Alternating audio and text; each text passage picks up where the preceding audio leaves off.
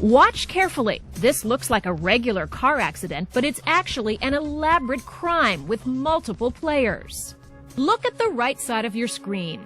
That white SUV is the lead car. The driver's on the lookout for women driving alone who are turning left into a Los Angeles shopping center. Once he spots one, he flashes his brake lights, a signal for his partner. Then he waves for the woman to turn in front of him. But wait, now he pulls up and blocks her way. She has nowhere to go. His partner in the oncoming traffic lane races up and smashes into her vehicle.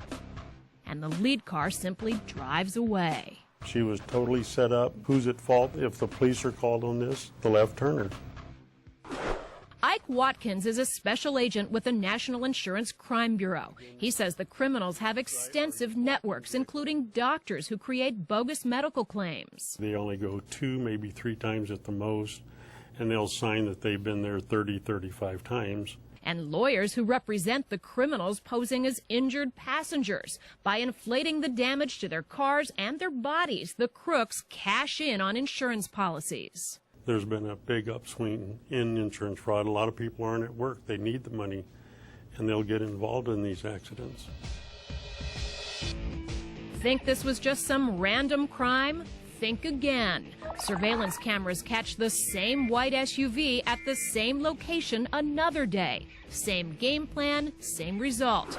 The lead car waves a woman's car to turn, then blocks her way. The second car creates the crash.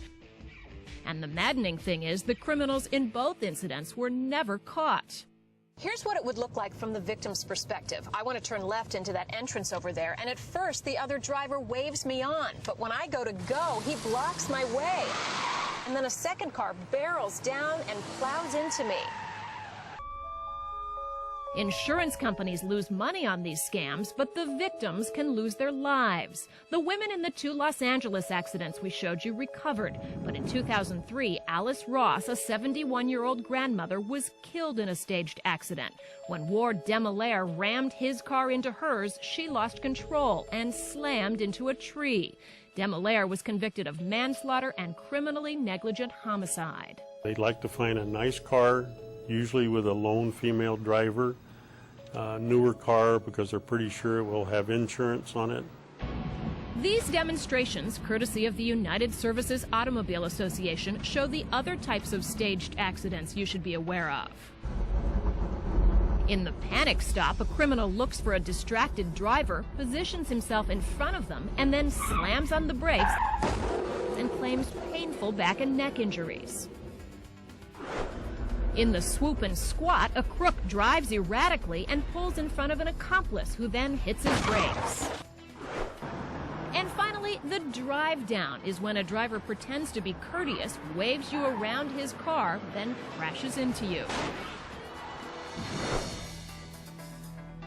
What's so menacing is that in all of these staged accidents, the crooks make it look like you are the one at fault.